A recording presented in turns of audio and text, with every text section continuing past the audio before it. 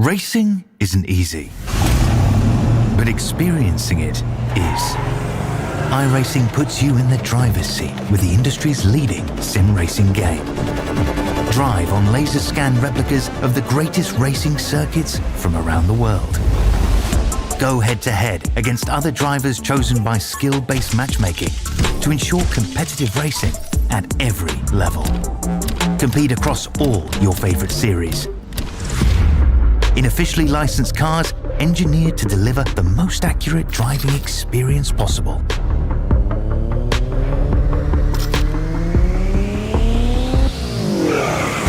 Join a race or host your own with players from across the globe. Race against the computer or in a league with friends. Feel the thrill behind the wheel.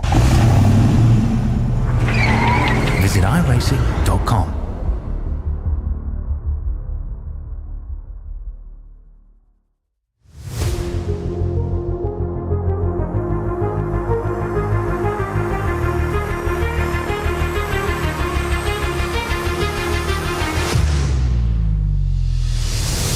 And welcome to tonight's coverage of the Family Traditions RV Rentals Fixed Truck Series, part of Racers Elite and its full fixture of racing series. Tonight, we're excited to bring you action from iRacing's virtual Texas Motor Speedway here in beautiful Fort Worth, Texas. Maconi Entertainment is here to bring action from all types of racing, including this series, Full Life Cup Challenge, and more. No matter what you are racing, we can bring the action to life.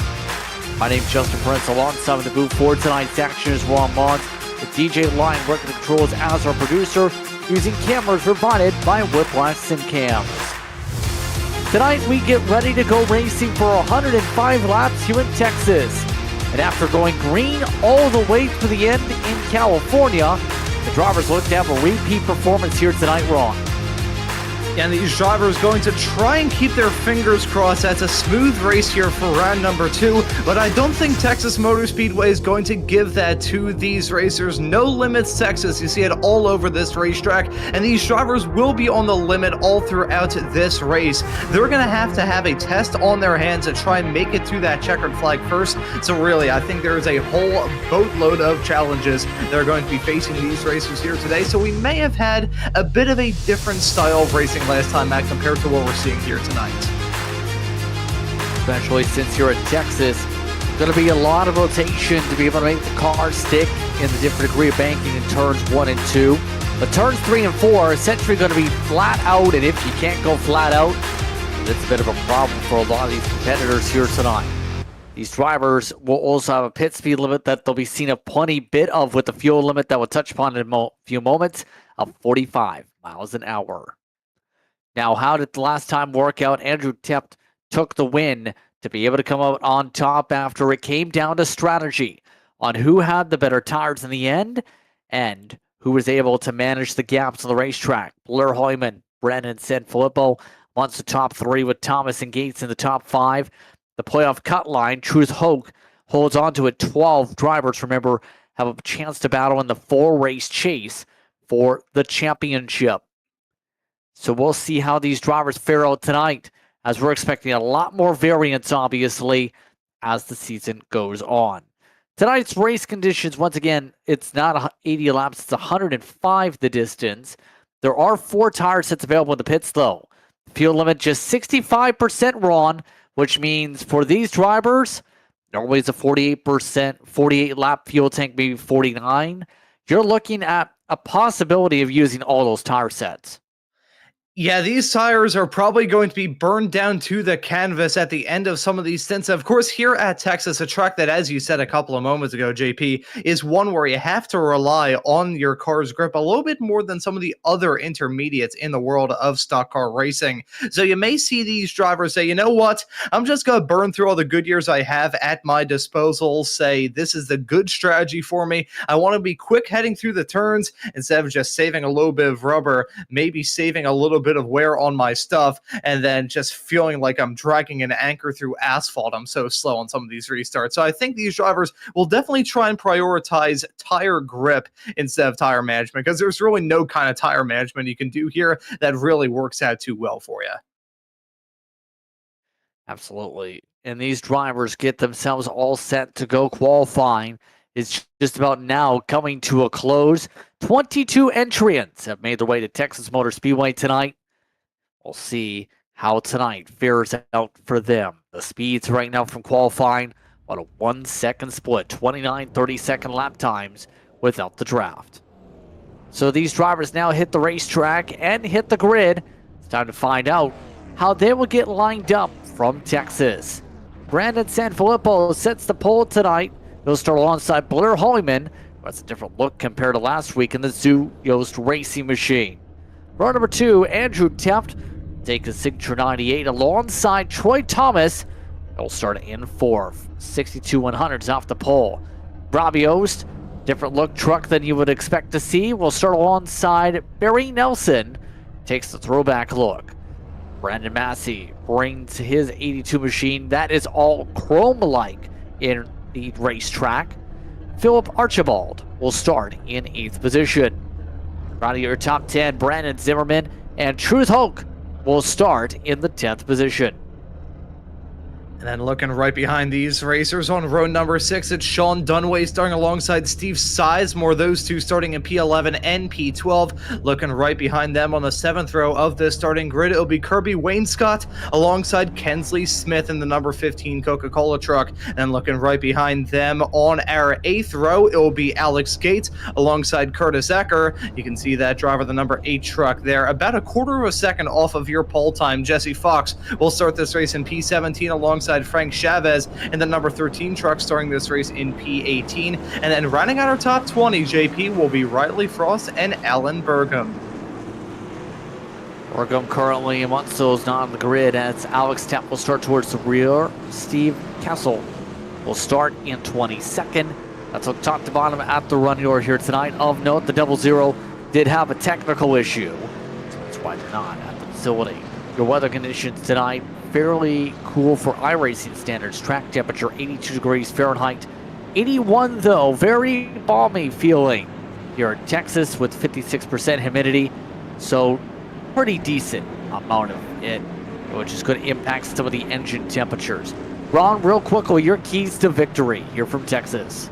I'd say the keys to victory are avoid those falling anvils. If you have drama befall you in this race, make sure you try and limit the damage. Here at Texas, one thing could go wrong in the early stages and then it'll snowball from there. So these drivers need to keep a calm, cool, and collected mind, stay focused on that checkered flag, and let all the drama going on around you throughout this race just fall by the wayside. Keep calm and you'll be up at the front. Happy with us tonight for Racers Elite competition here on Maconi Entertainment. Green flag is out. We're underway from Texas.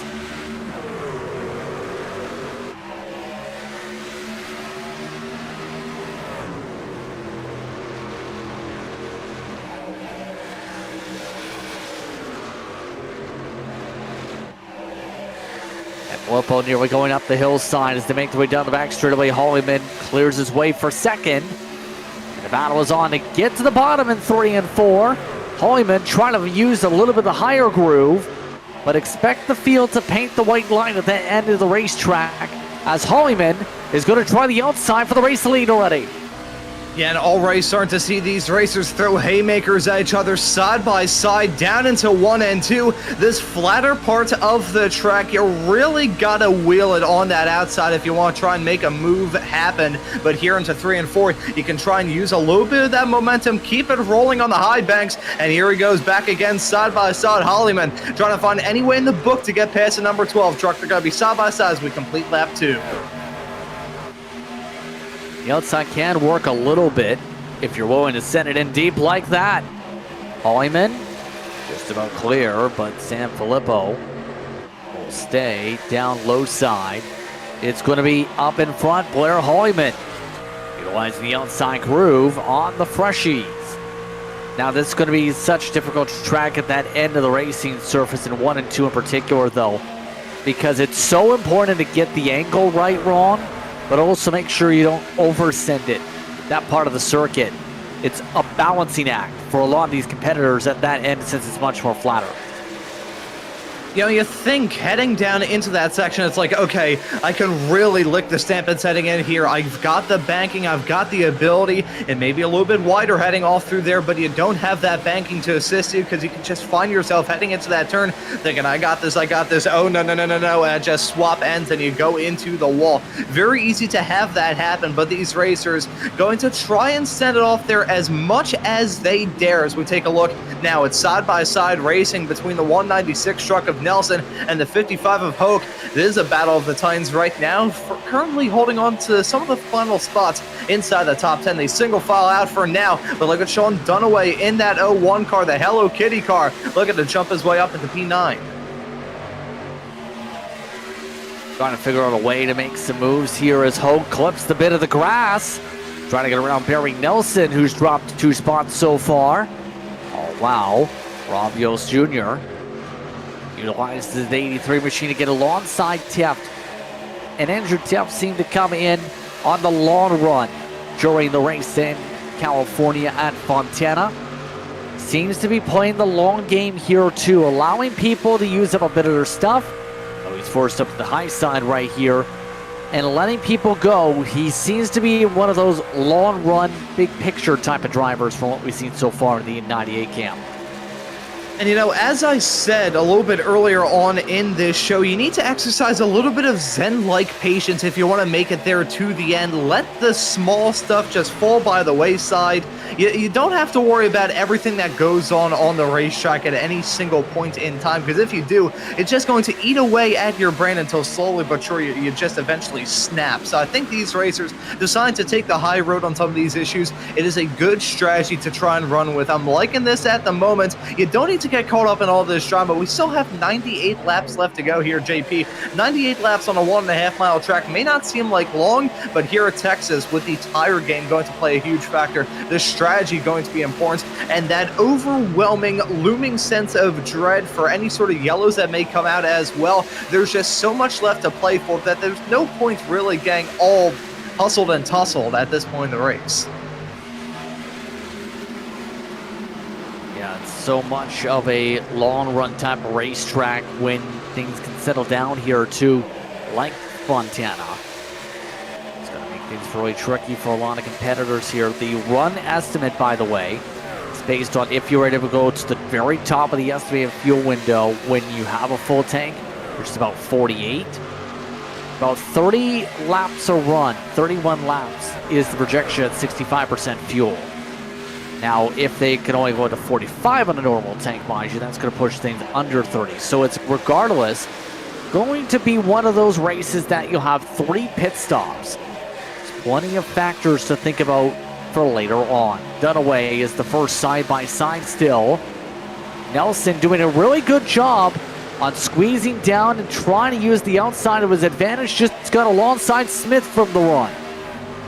Yeah, as we look at these racers heading their way off through the trial, but look at this sideways, slideways nature of the 196. He's running into some difficulties. I think we're starting to see the handling of some of these race trucks begin to drop off the edge of a cliff. We're starting to see a whole lot of shuffling go on all throughout this front pack that we still have our eyes on right now. Look at them side by side, nearly fanning out 3 wide as well down the backstretch. I think these cars are not handling nearly as well as they did a matter of just 10 laps to go. And they still have a decent amount of time left to try and go through this stint as well. I think some trucks may have just pushed their stuff a little bit too hard, too early, and as a result of that, they're now really starting to feel the burn.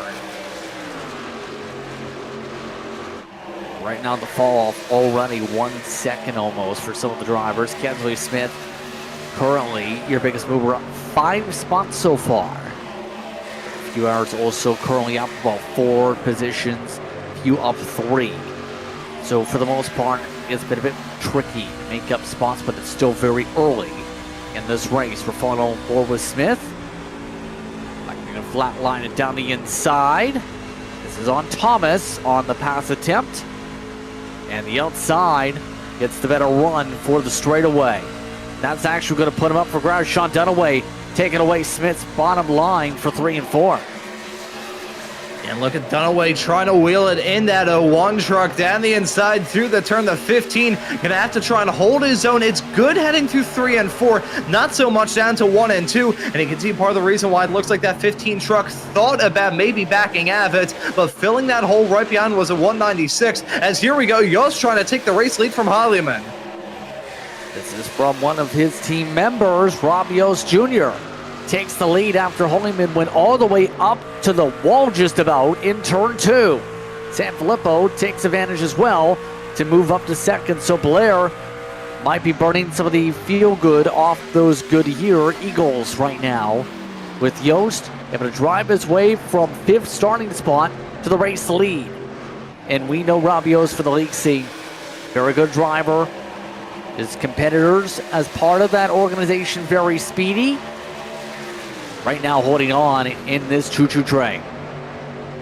And you know, despite the fact he's doing something that I think we originally saw in real life back in the NASCAR Pinty series years ago, running the running the truck number on the back of the car, he's still running up at the front. You know, maybe we could say that he's going so fast the number shifted back behind the rear axle, but he's running really good as it stands right now. But Sanfilippo looking to try and make something work as well. They're going to be side by side heading their way down the backstretch. Look at their lap times last time by, practically evenly matched and side by side still through 3 and 4, evenly matched through the turn. Looks like the 12 going to jump out into the race lead. He clears them out of 4. It is still a titanic battle with these top 3, but if they start to battle a little bit too hard here, JP, we may start to see the likes of Sanfilippo, Yost, and Hollyman start to try and not be alone in all this battling. Yeah, right now, Taft is still waiting in the wings on that long run speed. Last time by, he was about a 10th quicker than those in the lead pack. And Massey's also been even quicker than Taft has been in their draft.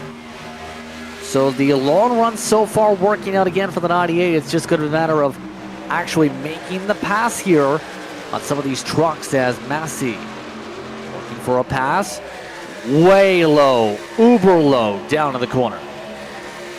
And you can see these racers start to experiment with different lines here as well. As Texas has started to age as a surface, you do start to see these racers decide, you know what, I'm going to try and go for some different lines, try and experiment. The experimentation, hey, it's what makes good truck racing, and we've got it going on right now. Now 86 laps left to go in this race, so still plenty of time left here this evening. But we are starting to see these racers get a bit more touch and go, try and go for some moves that they wouldn't have gone for before, as here comes Holloman on Yost heading down into turn number 3 and 4. Looks like that'll be a move from the Taco Bell car. But as I said not terribly long ago, if those racers up at the front really started to battle, look at the pack behind going to reel them in, and here comes Massey side by side of the 83 truck as they head their way down to 1 and 2.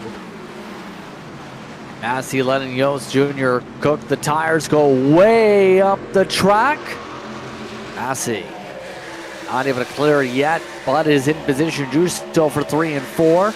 Take away the top 3. Yost Jr. lets him have it, making sure to make the move. Taft also going to fall on through. Truth Hoke has now moved up in the top 5, also with a move on Yost Jr. So Yost Jr.'s one over cooking corner sees him be roosted away all the way outside the top 5. That's why it's so important to make sure you manage those tires in 1 and 2 here. And heading down into 1 and 2, it is basically a giant cheese grater on the tires, and whether it be real life and in the sim, you start to see those racers have big moments heading all through there. If they lose the grip through the turn, there's not a lot that you can do. It's just basically a one-way ticket into that outside safer barrier. Haven't seen anybody hit it yet, keyword being yet. We still have plenty of time left to go in this race, though, so I cannot rule it out at all. But as we start to see that number 83 truck of Yost start to drop down a little bit, we may see him act as a little bit of a bottleneck, of cork in the bottle, so to speak, stacking up those drivers behind. And when you have those stack up situations, JP, that's when you start to see these racers maybe get a little bit aggressive, get a little bit frustrated as well, and that can be when incidents start to break out. It's been a clean start to this race. The tension is still rising, and the handling on these trucks is still slowly but surely going from good to foul. We are almost through the first fuel run already. The field stayed relatively together here. Top 15 separated by about 4.4 seconds. Albeit, that's because 12th through 15th have dropped back more than a second. The lead group still very densely compacted, really at the top 12. Smith is managing things right now in their respective truck, and keep in mind, I think you just seen it there. If we can go back inside the cockpit, I believe this is a relatively recent change because Digital Dash is indeed inside these trucks now, if you haven't noticed as of late. Yeah, and knowing my luck, I would hop into one of these trucks and it would want to have a system update right as we're about to get the green flag. Nice to see the updates here in the stock car racing world here on iRacing. There's been plenty of updates made. It's been nice to see the evolution of stock car racing here on the iRacing platform, season after season, year after year. You always love to see the folks at iRacing working their magic and putting in these updates into these cars. But we take a look now at the battle going on. This is a battle for P4 between Hoke and Teft. Teft looking to try and get past the 55 truck because he has kind of been a bit of a rolling roadblock, it must be said, as that was nearly a disaster with a 3 truck nearly running off into the grass, adding on to the trial. But what I was going to say, that 55 truck of Hoke acting as a bit of a rolling roadblock right now. You can see the gap that has ballooned out between your 4th place runner of Hoke and your 3rd place runner of Massey, and I think that's part of the reason why Teft is starting to try and figure out a way to get past, doubly so because he's got that pressure from the 83 truck of Yost right behind. This pit entry going to be important to make sure to navigate in the next few laps or so. Already Jesse Fox, the first to blink, albeit very early compared to the estimates. Nobody else has called for pit stops quite yet. Alan Bergen, should say, did return after his tech issues and parked it. There's a look at Fox. He's running towards the back of the field, looking to try something different with the undercut here, it looks like, to see if the tires will equalize at the right time for truck 69. All this is wow. Smith just took the outside away. You see the backdrop right now. That's on Thomas as the 98 stays on the bottom of the racetrack in Teft. This pit entry, a lot of people practiced it. No major issues in practice and qualifying for it. But it's going to be different when you have people in line trying to take the bottom. Yeah, it absolutely will be. The pit entry and exit going to be super important to try and nail down. I think I raised this in the Racers Elite broadcast we were doing a couple of weeks ago, JP, at Charlotte, albeit a much different track than this, even though it may look the same on paper. The pit entry and exits can be super rough on an intermediate, doubly so with that entry, having to go through it. Been a clean start here, so we may have to see the possibility of these racers have to worry about a green flag pit stop, and when you think about that, you really have to get worried on these racers' behalf. We'll say, though, there was a swaparoo between Teft and Hoke for P4 and P5. The number 98 truck finally muscling his way past. A little bit too late, though, it must be said, as it's now about 1.5 seconds between your 3rd place runner of Massey in the 87 and Teft right behind in the 98. So we'll have to see if Teft can try and reel in that gap. Looking at their last lap pace, about a 10th of a second quicker. So if Teft can start to pull a couple of tenths every now and then, lap after lap, and just slowly whittle away at that gap with the nail file, we may end up seeing that battle up at the front turn from a 3-car battle into a 4-car showdown. We've just heard a pit call for Alex Teft, who is also towards the back of the field, so a few people are coming down. The 43, the 99, as well as the 196 have all peeled down this time by for scheduled service, and as predicted, they did make it about 30 laps, so in theory, it'd be 30, 60, and about 90 in terms of if you were to go to the end of the fuel tank, at least, for a lot of these drivers here. Keep an eye on how far some of the others go. Yost Jr.'s in, Hoke is in. They're in up pit road. So no issues on the entry so far. Keeping it smooth, and as predicted, 4 tires and fuel aplenty.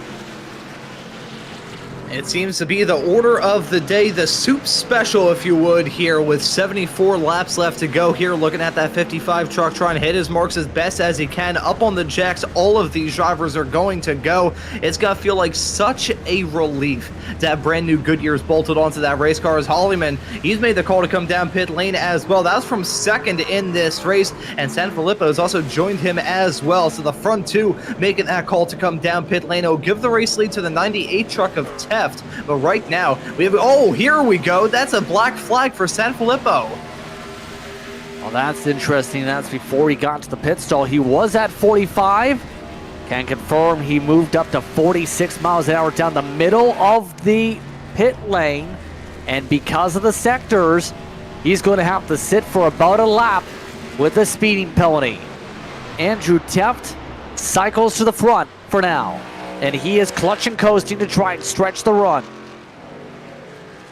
And, you know, as much as I was saying that Teft being stuck behind the 55 truck was him just feeling like he was being held up, there may have been some smarts there. Let's see how long this 98 truck will be able to stay at. Maybe he was doing a little bit of fuel saving there. Doesn't actually know he is coming down pit lane this time by. I thought he was going to stay at, but nope, he's coming into the pits. Quick roll in for the 98 machine, as this will be one of the final drivers to pit. Brandon Zimmerman is in Dunaway pit last time by. So that leaves just Blair Hollyman now to cycle into the front of the field. Massey second. Fox did cycle all the way to third, but is on much older tires compared to the rest of the field. So good start so far now for Hollyman. Now he's got the better long run driver who is going to be on equal tires here in Massey to provide pressure the rest of this run here up to lap 60 or so. Put some pressure on him for as long as he can in this stint of the race. And, you know, as much as I've been talking about the challenges of this track, these racers have coped with it brilliantly. But now that we're in this mid portion, we're going to start to see some aggression potentially build in some racers who maybe aren't too happy with how things shook out with their pit call. And speaking of things not shaking out well, Sanfilippo, you can see him at the bottom of our timing tower, currently classed down 21st. 54.4 seconds. I believe that's his time stopped in the pit stall there. That is just a huge kick in the shins. Of course, that penalty is a reason why that is the case. So that is, even with that penalty being taken into consideration, it is such a kick in the shins. Doubly so to have that happen to you during the first stint of the race. It is so bad to have that happen for more reasons than one. One, he's well farther back, but number two, you got to think of the mental side of things as well. The fact, oh, boy, how did he hold on to that? That's Alex Teft all over the racetrack. 43 machine had cycled up inside the top 10 with the pit cycle. That was a bit of a sketchy moment there from ninth position. Let's take a look at the replay. Let's see this. This was well held from that number 43 truck. I thought for sure we were going to see a driver whack into that safer barrier. Gets a little bit wiggly on the transition, hits the grass. I'm not even sure if it got tapped from the 99 truck right behind, just hit the dirt and got all too loose. Very lucky to keep it out of the wall, and very lucky that that 8 truck was a little bit farther in the back. Otherwise, that may have been contact being made still. I think there may have been some more drama there. No, we actually jumped back to live action. He has lost down that spot to the 8 truck, but well held from the number 43. That could have been absolute disaster. But the point that I was going to raise, that Sanfilippo, with the pit stops being such an important factor in this race, picking up a penalty on the first pit stop, that sets you back mentally because you're going to be terrified about another penalty coming in later on in this race. Yeah, it's very unfortunate, but Sanfilippo now going to need a caution to have a chance to even get back on the lead lap right now. Right now, running 38 seconds plus behind the race leader. No chance to unlap himself. There's been no caution flags so far this season, mind you, by the way. We're already 40 laps into this race. Almost a race and a half through with no yellows. Battle for the race lead. Hollyman has a pokey Massey. Massey showed the nose the whole straightaway. The Yost Racing Machine giving the space now to the 87. 87 keeping it shallow, but making it work, trying to take this race lead very cautiously. And Massey not really actively pursuing it, so to speak. He's not throwing haymakers at the number 32. He's just peeking a wheel, having an interest in. I could best describe this kind of maneuver as dipping your toes into the pool to see what that pool's water temperature is really like. Massey, although he has a fast lap, and although that driver, the number 87 truck, has been one that has been on our radar pretty much all throughout this race, haven't really talked about him too terribly much, but he's always been there lurking in the background, learning from the drivers around him, and able to pounce whenever the time may fit. That 87 truck is one that I think we have to keep tabs on all throughout the rest of this race. Keeping Hollyman honest at the front of this field, as basically these two running all by their lonesome. Hoke about 1.4, 1.3 seconds right behind, and that's another 9/10 of a second back to Smith and the number 15 truck currently slotted in for. So those front two basically running uncontested, as this isn't uncontested. It's a battle with Dunaway and Teff. That's currently the battle for P9. Right now, Alex tapped up 11 spots since the drop of the green flag. Swiftly make his way through on strategy, but does have Andrew to the inside, and Andrew lost a lot of time trying to stretch out the run. He's in this next pack here, right? You see him there. Andrew tapped in 1 and 2, has been trying to save a bit of fuel, clutch and coasting.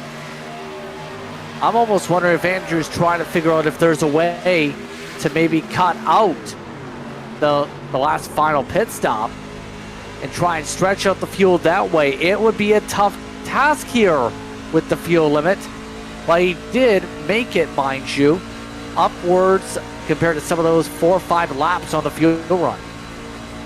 Hey, the laws of physics may be one thing, but the power of a man's will to try and make something work can sometimes potentially overpower it. We'll have to see if that number 98 truck has any way in the book to try and get it done. Let's listen here.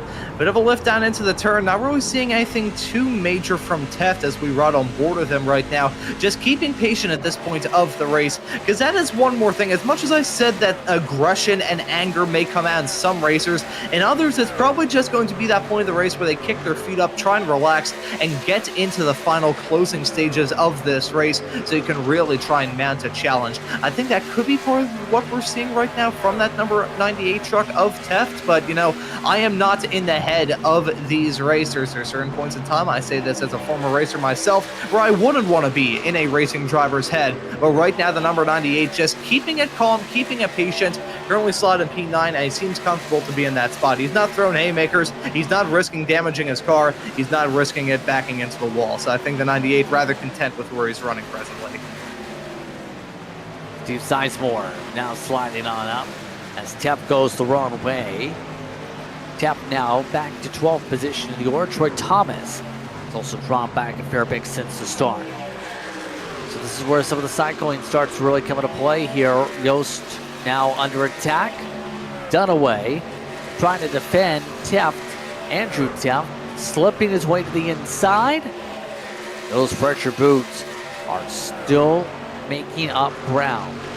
Now, the tough thing about this run is Andrew's not, I don't know if he can make up 6 seconds to the race leader here on slightly fresher tires. Texas is one of those tracks where the times pretty much settle in near the same time band within a certain point. It's a balancing act. Now in terms of speed, right now they're running about 30.8s for those up at the front, 30.7s and 6s for the race leaders.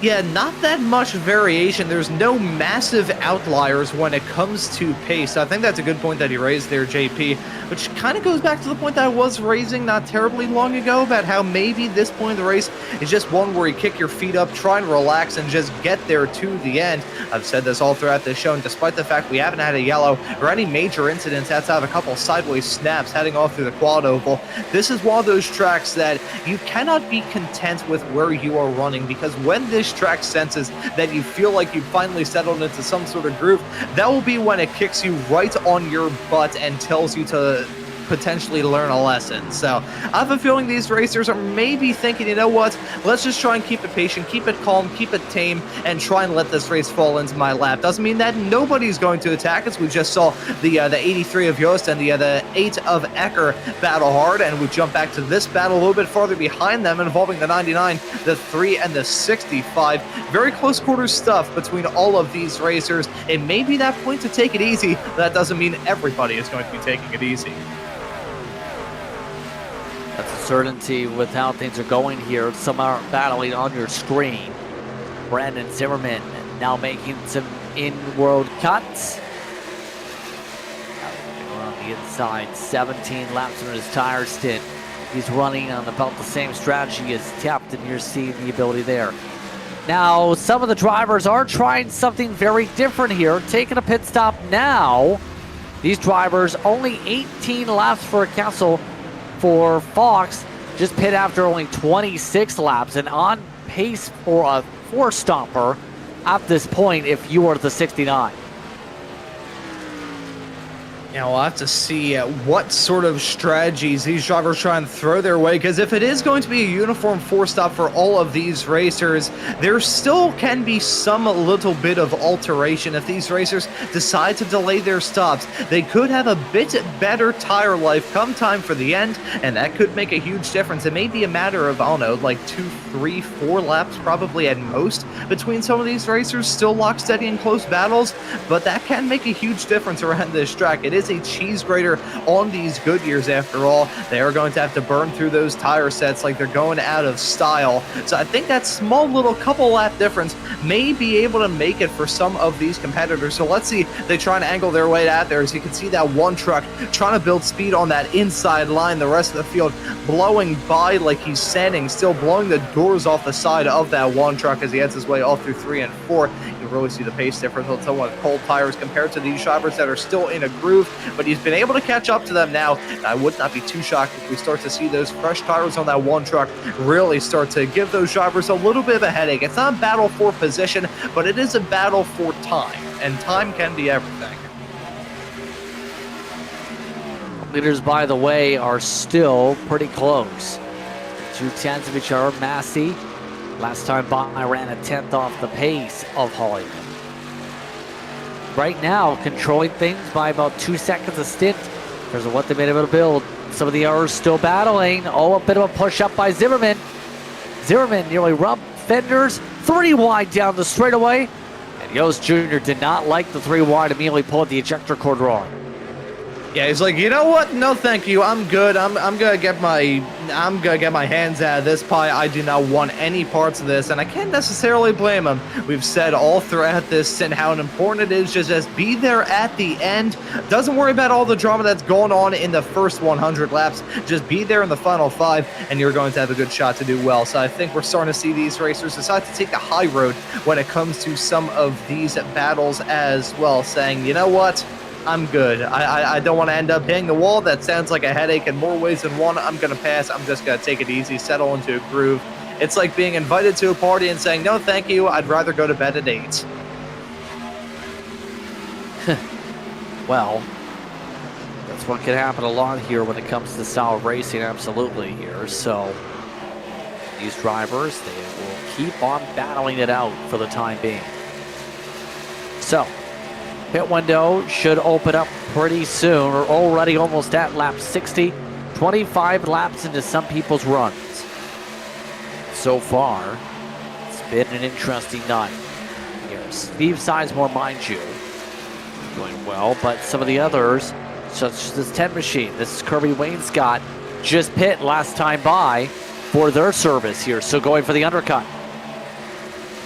Yeah, so starting to see these racers make that call to come down pit lane. It was a matter of time before we saw it go on yet again. And let's see if these drivers will get bit by that pit lane bullet like we saw happen with your 1-point race leader of San Filippo.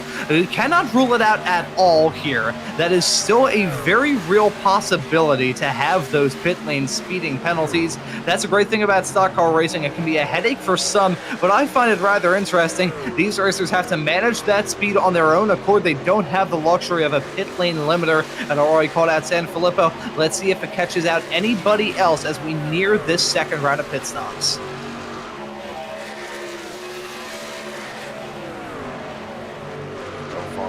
Approaching to that mark here, 46 to go. Safe lock on fuel is at least maybe 10 laps out right now. Alex Teft is falling all the way to the clutches of Raleigh Frost should say. Looking for a way alongside. Just couldn't get the poke fully down. The speeds are a little bit slower for these drivers in this battle right now compared to some of the others. San Filippo has driven a way past these drivers, mind you, while being a lap down. Side by side they go. And curious that there's been no major sends until now. Frost has a lot more rotation down. Parks it in front of Alex Teft.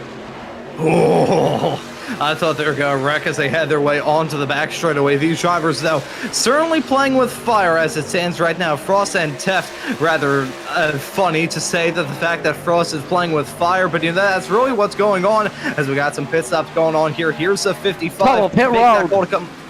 Curtis Eckers just crashed hard into the wall. Surprisingly limited damage on the 8, but he just nosed it into the barrier.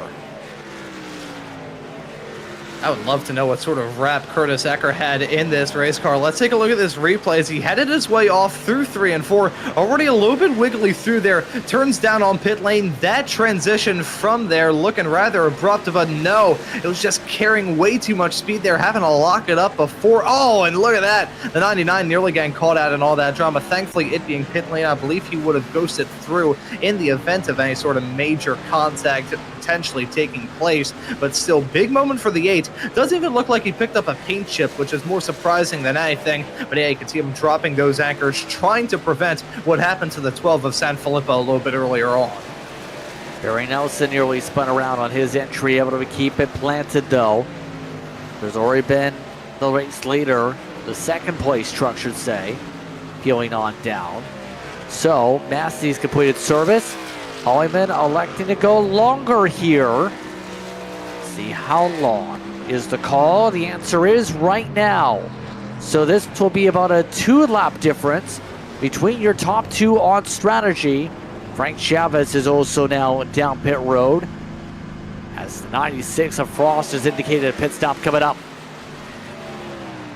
So here we go. The pit stops now fully in swing. Let's follow this 32 truck as he trundles his way down pit lane. It feels agonizing making this run to go down to the end of the pits. He stops, hits his marks as well as he can. Gonna go up on the jacks, not hearing anything about a black flag for him, so it looks like he will remain in a pretty alright spot as long as this isn't a painfully slow stop, or he does have a sort of moment on pit exit. The 13 going to trundle right in front nearly.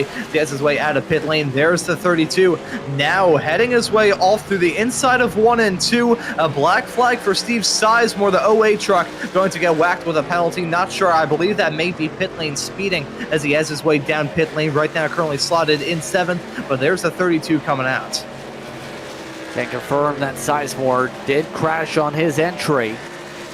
Able to keep it fully from significant damage though. Still picked up speeding from his situation. And a caution, our first caution of the season, as San Filippo, Castle, Thomas have all crashed in 3 and 4. A dramatic way for that caution to come out right in the midst of a pit cycle. Thankfully, mostly everybody made that call to come down pit lane, but there are a notable few exceptions as that pace truck has merged its way back out there on the racetrack. Brandon San Filippo, things going from bad to worse for him, and the number 12 truck already had that penalty during the first pit cycle, and he has a crash during the second one. Look at that truck. The quarter panel ripped off it. The smoke coming up in the air. Not sure whether that's engine smoke. Oh, I think I just saw the 1 truck wreck trying to go around the 12. But let's take a look at this replay here, JP, as we follow San Filippo. And oh boy! Yeah, that was off Barry Nelson, who ended up hitting the 3 truck, which caused all that spark. Let's take a look as he was side by side in the midst of the battling. Oh. And yeah, right here was side by side. Trucks coming out of pit road. Almost wondered if it was spooked by Chavez. He actually came up and hit the 3. At first, I was worried we were going to see another, like, J.J. Yaley at Charlotte situation there with a driver trying to pit from the middle line. I guess it would be more appropriate to say a Quinn Houff situation since we are here in Texas. But it's not what happened there. Contact being made and a huge stack up going on as a result. With the ying of the lower banking but wider racing surface through turn number 1 and 2 comes a yang of more banking but a narrower surface down to 3 and 4. And I think that could have been part of the reason why that incident took place. It's a heartbreaker for all those drivers getting a piece of that drama. Their nights going from okay to bad, and then the case of the 12 going from bad to worse. Tough moment for him. He's now come down pit lane trying to repair the damage and beat the bumpers off of that car. Looks like he will rejoin the racetrack, but the first yellow coming out, and this is going to be a real intriguing finish at the end of this now, JP. Yeah, this is going to be interesting. Kensley Smith already picked the MUL end of longest line penalty during this caution period.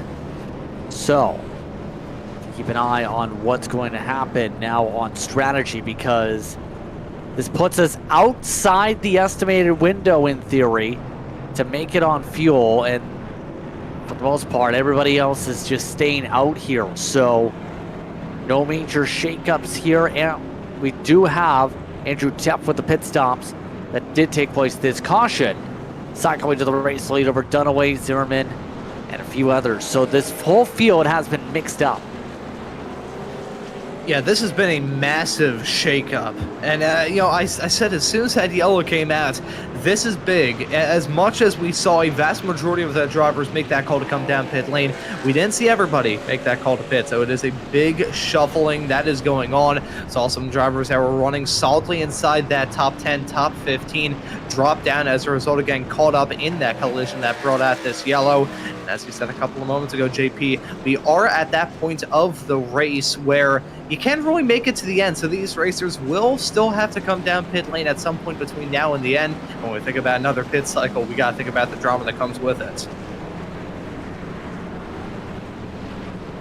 Robert tonight's coverage brought to you by those at Family Traditions RV Rentals. Happy to have with them aboard this season for the Truck Series for Racers Elite, as Racers Elite having just its first yellow flag in a race in 3 quarters here this evening. The field already coming up to the restart, this time by Andrew Tepp, Sean Dunaway, Brendan Zimmerman, Troy Thomas, Scott Sizemore, Rob Yost, Jesse Fox lined up once the front drivers. Green flag is out, back underway, and a lot of confusion and mixed up trucks here. As a result of the time of the caution flag, a lot of those lead drivers will have to start behind some lappers here as they look to battle it out. Rob Yost with a good start, already up to 4th.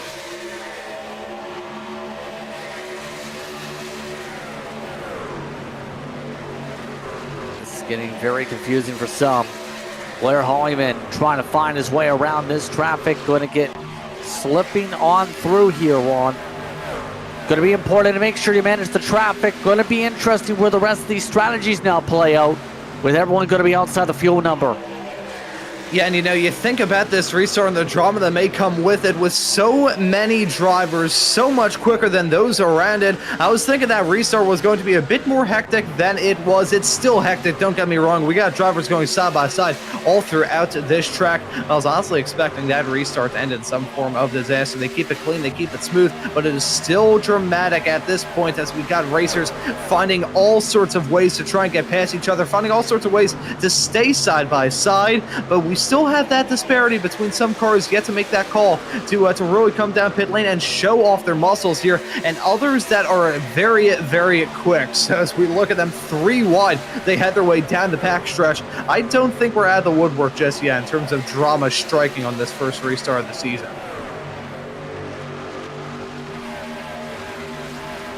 Still plenty that can happen amongst this race now, especially with 13 on the lead lap. Smith is amongst the last of those. That's for 12.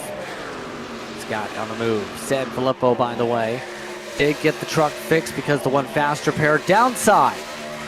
In caution once again, able to compete for the lead lap. Rob Yost is lapped down along with Fox, so he'll have to gain a lot of traction on the racetrack just to be able to have a chance at Lucky Dog. Teft has already dropped behind Zimmerman and Holyman in amongst the battle for the race lead, as several of these trucks are actually in a position to potentially unlap themselves on the racetrack, Ron.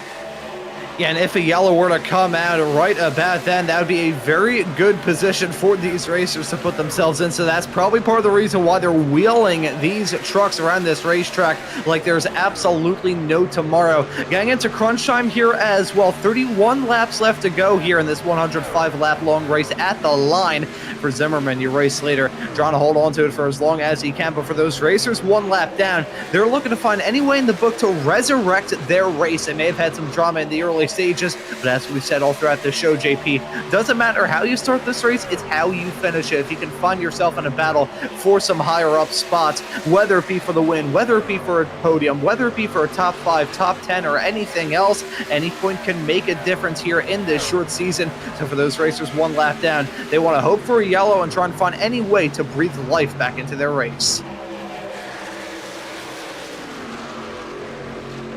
Under 30 laps to go here at Texas for these drivers, mind you, as we work around the system and around Texas Motor Speedway. Oh, some near contact. Gates nearly got squished by Steve Sizemore.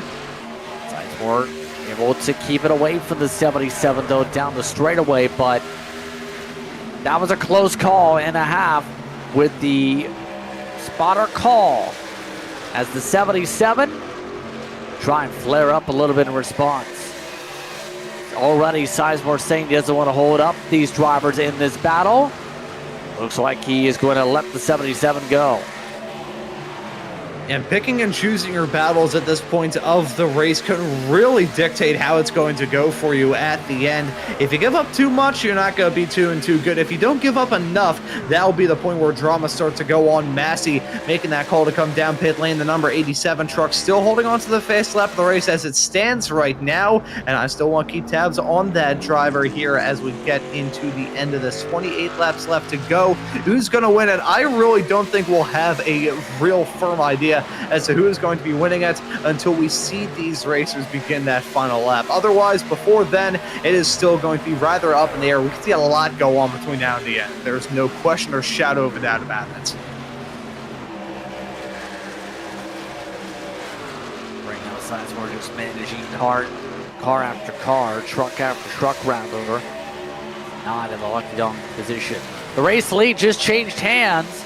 Blair Hoyman, through 1 and 2, took the more shower line, took away the lead from the 65. Brendan Zimmerman gave him the space, and his fellow purple truck took it wrong. Yeah, and Hollyman proving that he is the one to beat here at Texas. That 32 truck has been firmly up at the front, pretty much from the drop of the green flag all the way through to where we find ourselves right now, with coming to 25 laps left to go here in this race. Doesn't mean Zimmerman's going to let him get away with it, though, as he's back on the high side, heading his way up through 3 and 4. Probably won't be able to get done through the turn as they make contact coming out of it. I was just going to say, try and save up that run and maybe lick the stamp and send it off into turn number 1, but Hollyman and Zimmerman coming to blows. That could have ended an absolute disaster in a section of track that is so easy to lose it through, even when you're running by yourself. Add contact into the mix, I think those racers should maybe buy a lottery ticket if they get away with it again. Yeah, right now, it's going to be a bit of a gamble for some on when they pit. Wayne Scott just had to come down 25 laps into their run. They just pit amongst the wave of rounds that now open up their respective window. Battle for the race lead again. Zimmerman on the outside, trying to take away Hollyman's line, nearly hit him. The 65 nearly snapped down the racetrack. They stay far away from the wall, battling side by side for the lead. Yeah, it's once again a battle between these two, playing with fire and having to walk around this race as if they're walking on eggshells. They want to try and get this race lead, but they want to do it as cleanly as they can. They still have to worry about another pit cycle coming up in the not too far off future era as well, JP. So there's still plenty of things left to get thrown these drivers' way, but for now, they're just focused on the battling out there on the track. Zimmerman trying to hold on to that run on the high side. Will it work out for him? Will he be able to clear Hollyman through 3 and 4? My apologies. Doesn't look like he'll be able to get the run through the turn, that 32, just holding on to that dominant inside line. Even with that high side run from Zimmerman, he's still able to hold off the challenge, is the number 32. They're still side by side into 1 and 2, though. You can't decide who's going to win at this battle until one driver finally throws in the towel. I think Zimmerman may have finally decided, okay, I need to rethink this. Now trying to reset here, about 20 laps into their runs. Zimmerman trying to figure out a way to poke around. Sanfilippo, by the way, has got himself to the lucky dog spot in behind them and might have a chance to unlap himself now to these race leaders. And this could spark a little bit of a breakup here if he's forcing the issue here, or does at all, with these leaders. Zimmerman backing up. Will there be a pit stop this time with the call over the radio? Nelson has indicated a stop coming up. They'll keep on battling as here comes the lapper. And here comes that traffic. Sanfilippo currently holding on to the highest running spot of the drivers that are one lap down, and that can make a difference in case we have some drama. More drivers making that call to come down pit lane, but right now we ride on board with that driver, the number 12 truck, currently slotted in P11. Maybe gonna try and make something work on Zimmerman, who dips down to the bottom. Let's see if he makes that call to come down pit lane, this time by very slow. He has his way all through 3 and 4, try not to get run off from the backside. He makes that call to come down pit lane very quick, though, on entry. Look at him drop those anchors, lock up those tires, turn them into rectangles into pit entry, but he gets it woed up, hopefully just enough to be able to hit that pit lane speed limit just about right. The 65 of Zimmerman now in pit lane. I think Alex Gates actually had a better pit entry than him. Sent it a little bit deeper than him on the racetrack. Need a couple truck lengths before entering pit road. Already, some calls coming up on the radio. Some drivers on the lead lap being let go here by some of the lappers. As there goes the 77 to rejoin the racetrack. Coming up to the final stretch here. Lappers already down to under 18 laps to go. No response yet from Hollyman. Will we see that number 32 truck shadow that call in a couple of laps? I have a feeling he may try and just make it a few more. I mentioned the tire advantage at the end of this race could make a huge difference. I think that 32 will at least try and stay out for 2 laps. This will be his second lap next time by, I believe, compared to that driver that we just saw make that call to pit. So we will see him come down soon, but I don't think it will be just about yet. But that 32 truck trying to angle himself to get that tire advantage as he has his way off through 3 and 4. I don't think we'll see him make that call to come down pit lane this time by. Yeah, he stays half for one more lap. Hollyman trying to make that work as here's Yost making that call to pit in the number 83 truck. There he is up on the jacks down in the pits. Some more drivers coming down pit lane as it stands currently, but my attention's on that 32 truck, the leading truck of Hollyman, probably going to come in either this time by or next, wants to have that couple of lap advantage at the end of this, which can make a huge difference. Here we go. Here comes Hollyman. Near contact from Sanfilippo on the entry. But Hollyman keeps it smooth to 45. And now 15 laps to go. Could get interesting for some of those who pit at the time of the caution flag, because Andrew Teft, Sean Dunaway, both for 23 laps. They need to stretch the run significantly to have any sort of chance here if they try it. That's all you need to give to a racer. They don't need to have a fast car. They don't need to have luck on their side. They just need to have a chance. I think some of these racers, that's all they need. That's all they want right now. They just want a chance at the end of this race. Teft and Dunaway now running in P1 and P2. Pretty much everybody else well farther back. But Holloman, that's not a very quick stop from him. He's dropped behind the likes of Zimmerman and others. Not working out too well at all for the number 32 truck.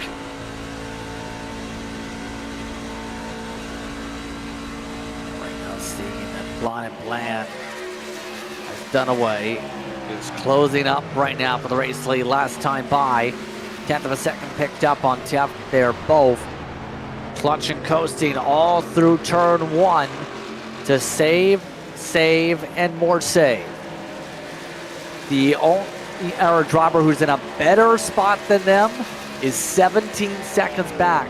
Kensley Smith, who's 24 laps into a run, coming to 25 right now. 12 laps to try and stretch it here and try and farm out some fuel strategy. Andrew Teft trying to get his second win of the year. Yeah, you can see the flames spitting out the side exhaust on that number 98 truck, trying to clutch and coast as much as he can. May have some assistance. You can see that truck a little bit farther off in the distance. Not entirely sure who that is running a little bit farther up the road, but it will give a little bit of a drift to the number 98 truck, and this may be all that he needs. Let's look at the throttle trace there on the bottom of your screen, folks, as he heads his way through the quad oval into turn number 1. A lift through there already, and then a big lift down into the turn. Let's see, probably a crack there, a couple of cracks coming up soon, and then he's waiting to finally come back to full throttle. Teft really having to do some massive fuel saving here. It gets to a certain point though, JP, where that fuel saving just will not be worth it. You'd be losing more time with the fuel saving than you would be with actually running out there and making that call to come down pit lane. A black flag for Curtis Acker, not the first one he's had in this race. Hopefully for his sakes will be the last as he slide down to P17. The truck, I believe, that's actually giving that number 98 a drift. Actually, our P4 runner of San Felipe. You can see him lifting big time as he heads his way off through there, fluttering that gas pedal, trying to get any sort of fuel number that he can. But Teft, certainly, I would say that probably the word of the day for that fuel saving strategy from the 98 could be desperate.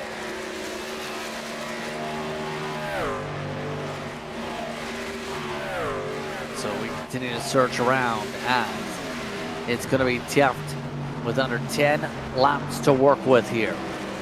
Black flag Frank Chavez all of a sudden. That's because he just sped coming to his pit stop.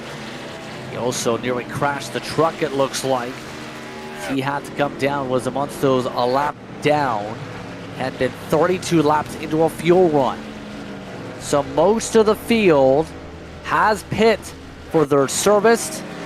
Let's take a look what happened to Chavez. Ooh, Jackson tries to lock the brakes and bang into the inside wall. Light little tap there, nothing major. Has to back out of it though. Thankfully, doesn't pick up a disqualification like you would if this was a Formula 1 race, but still a big time loss for the number 13 truck. He's back down pit lane, currently up on the jacks, but a huge moment for him. Not the first time we've seen a driver have a moment like that, heading into the turn. You know, as damaging as that may be, and it certainly is damaging for sure, picking up a black flag and damage on that car, which won't affect him too much with a single digit amount of laps left to go here in this race. Shows you how easy it is to speed on pit entry. Especially if you aren't paying attention, absolutely. Still the fuel saving dance going on for the 98. They've dropped to 32-second lap times. Those who have pit, they're running 30-second lap times, a big difference. So, 6 laps to stretch it. We've seen Teft stretch it before. It's going to have to be very disciplined here. Dunaway has gone into hard saving mode compared to what Teft's doing.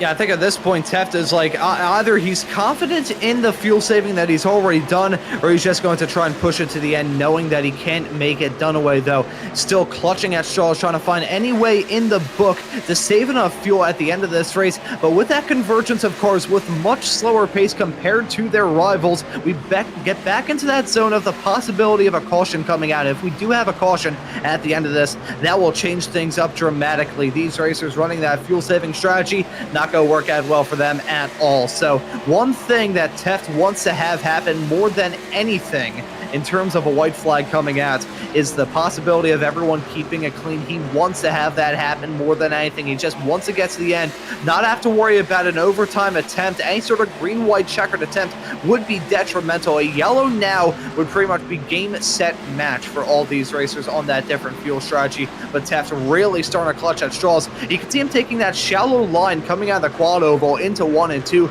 just trying to shave any sort of feet that he can off of his lap distance.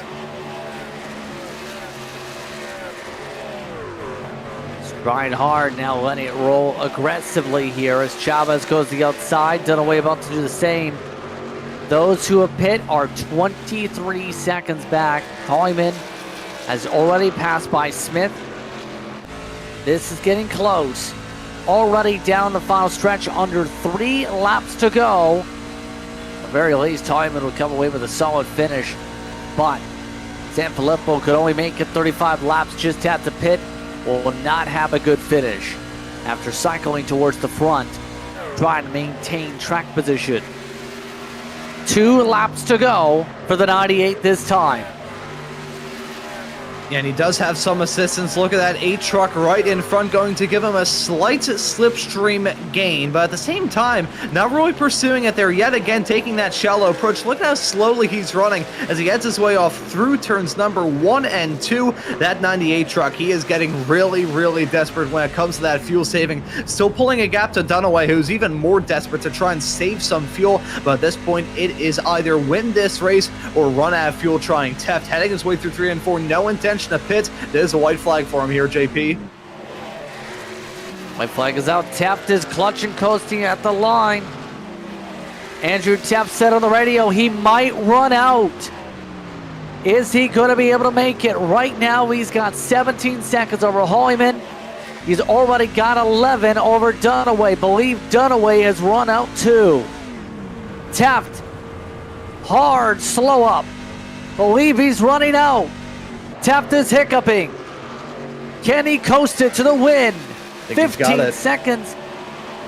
He's trying. He's going to let it roll on the bottom. Andrew Teft runs out of gas and wins it at Texas. And in possibly the slowest finish in the history of Texas Motor Speedway, he gets it done. Look at Holyman, though. Holy cow! Weaving his way through the traffic to jump up to P2 at the end. You know, we were seeing Dunaway drop down as much as Teft was desperate for the fuel saving. Dunaway in that 01 truck was dropping down even slower. So Holyman coming in at a rate of knots through turn number 3 and 4. I thought we were going to see a massive collision, as we do see one a little bit farther in the back for the 77 truck. Getting spun onto pit lane. Giving him a push is the 32 to the 98. Well played from Andrew Teft to save just enough fuel to make it to the end. That was expertly crafted stuff from him. And you know, we saw earlier on getting a little bit of draft and held up a little bit by that 55 truck in the earlier stages was the 98 of Teft. Maybe it all worked out in his strategy at the end. As soon as we saw that, we were like, okay, maybe he's just trying to get some good fuel numbers. He got the good fuel numbers and he grabs a checkered flag in the process.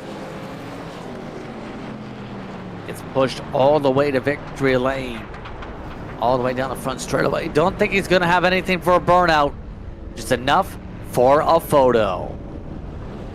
So Andrew Teft able to come away with the win. We'll take a step aside. Post-race coverage coming up. You're watching Maconi Entertainment.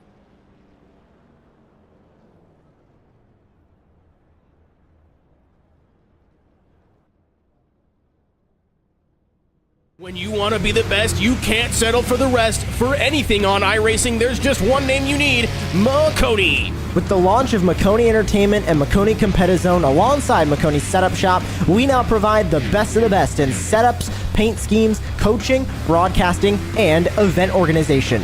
With cars across all 4 license classes, we have what you need to hit the track with confidence.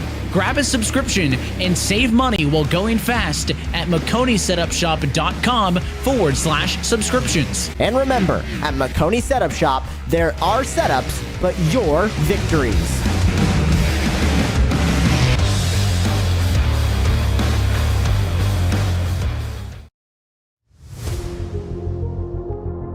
Welcome back to tonight's coverage of Racers Elite as we reset and get ready for post-race coverage here from Texas.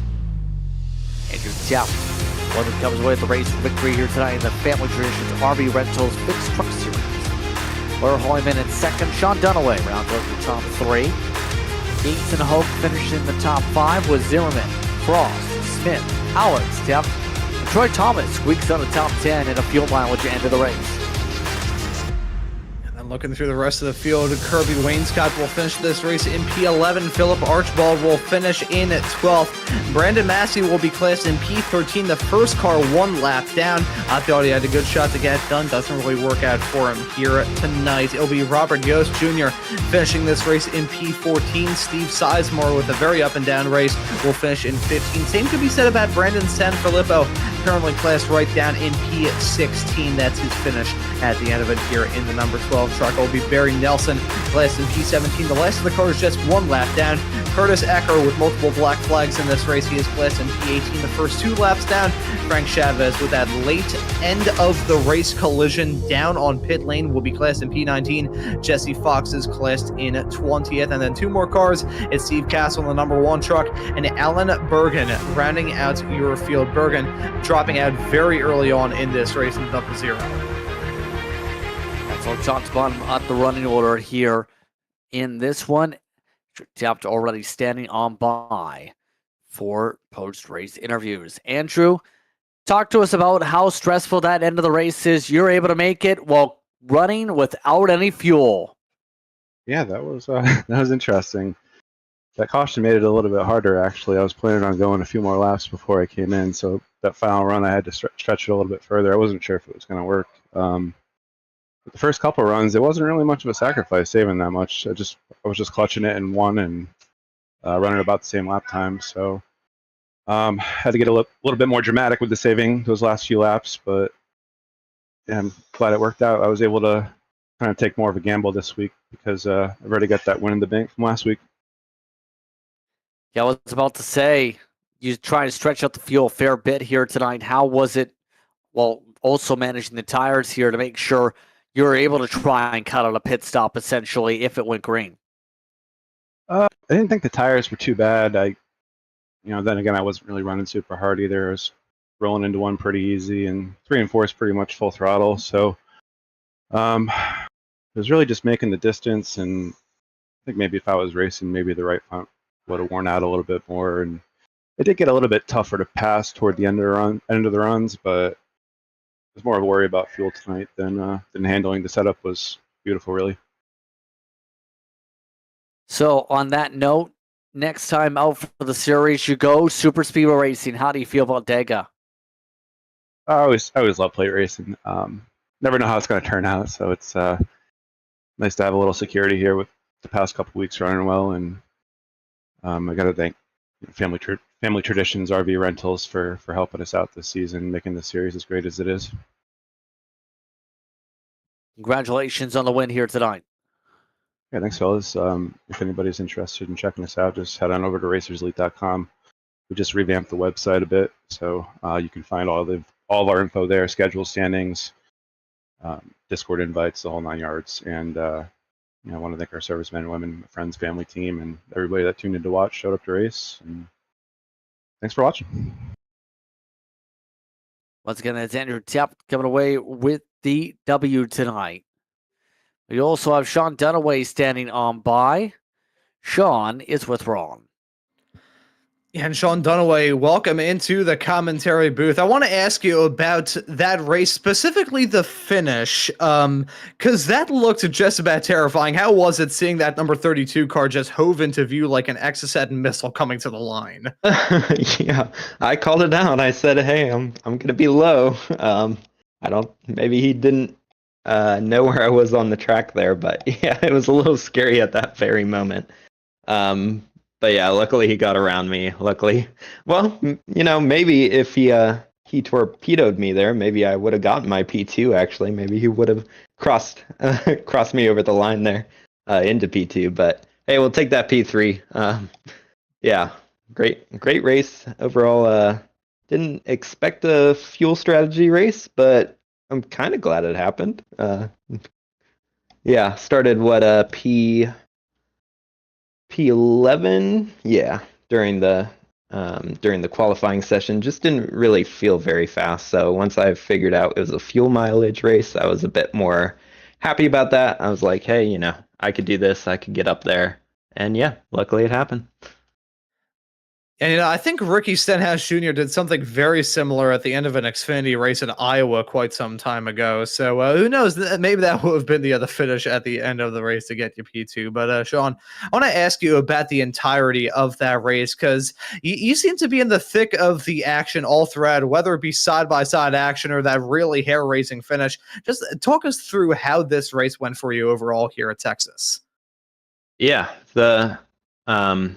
the beginning part was definitely pretty aggressive. I feel like everybody kind of had that feeling of, hey, as long as I get momentum out of turn 1 and 2, I can go as fast as I want through 3 and 4. And, the draft was a pretty big factor for this race. So, there's plenty of passing.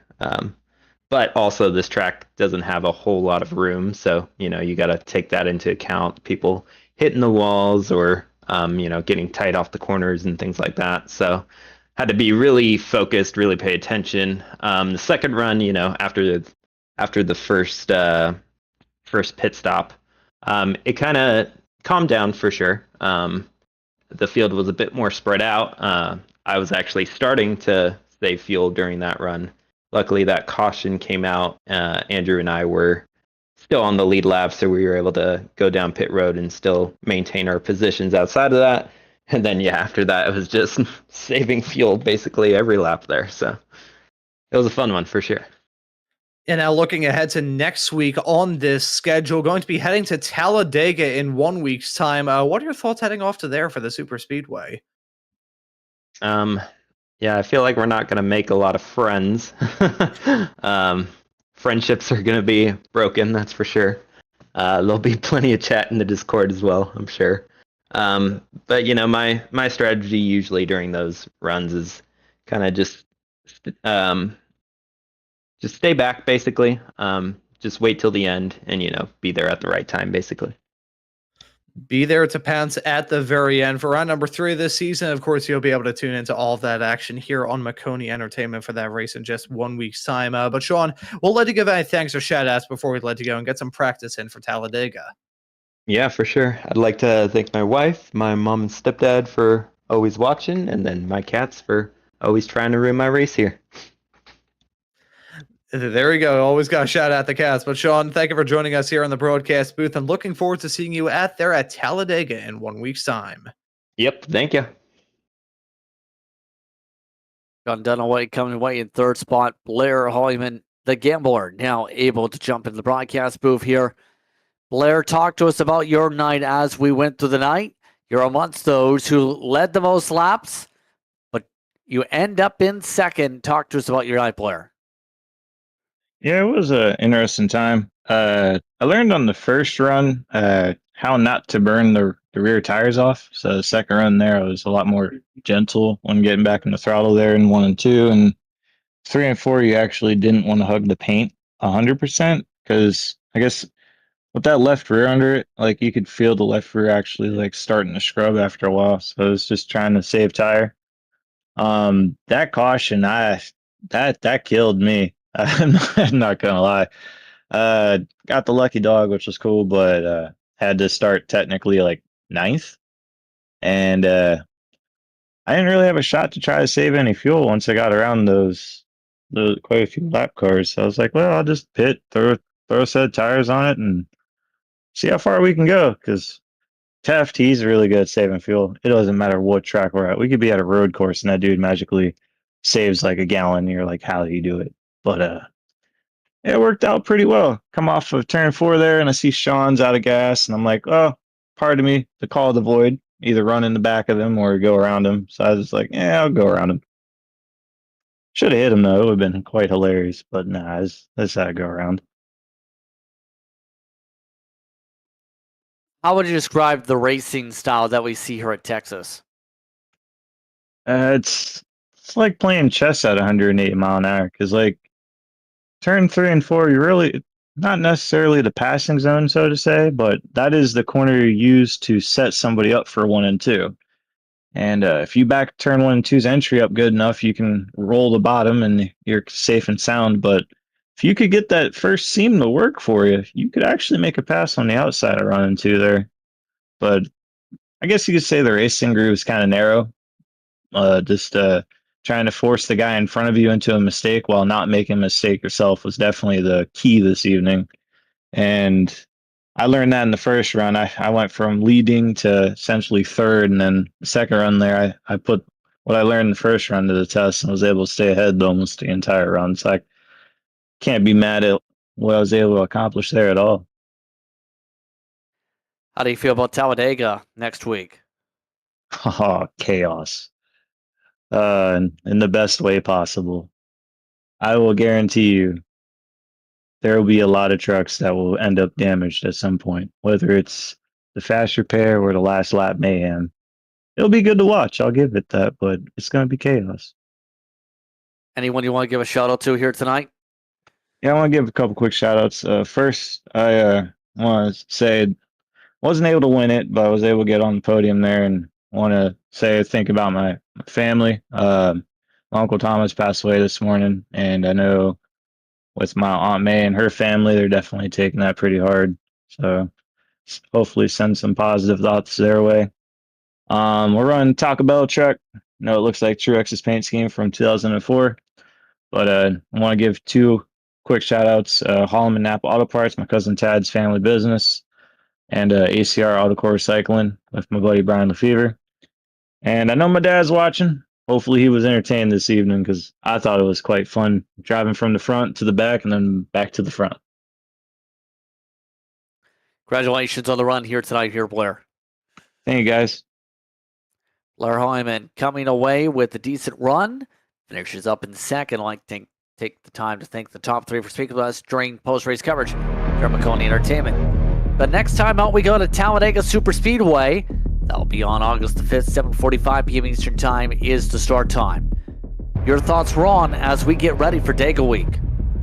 I'll tell you what, Talladega in this series, these drivers have kept it clean in the first 2 weeks, but as the drivers themselves said in the interviews that we just had, probably going to be hectic there in 1 week's time. The tow truck drivers will be able to get their money, and these racers will probably hope that they have very good health and life insurance policies. That is going to be a real barn burner, though, in 1 week's time, and of course, you'll be able to tune on to all of that action here on Maconi Entertainment, because trust me, folks, that action in 1 week's time at Dega, that is going to be there thick and fast.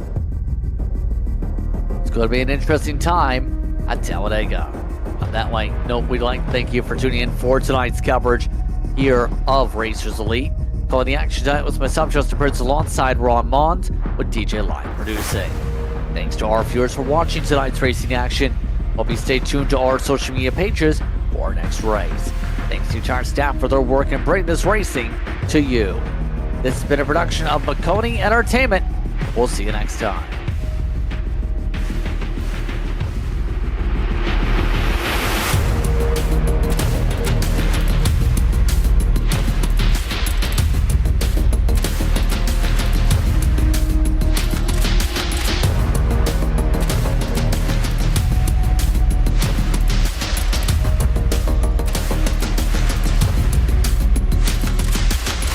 Want to be the best? You can't settle for the rest. For anything on iRacing, there's just one name you need: Maconi. With the launch of Maconi Entertainment and Maconi Competizone alongside Maconi Setup Shop, we now provide the best of the best in setups, paint schemes, coaching, broadcasting, and event organization. With cars across all 4 license classes, we have what you need to hit the track with confidence. Grab a subscription and save money while going fast at MaconiSetupShop.com/subscriptions. And remember, at Maconi Setup Shop, there are setups, but your victories.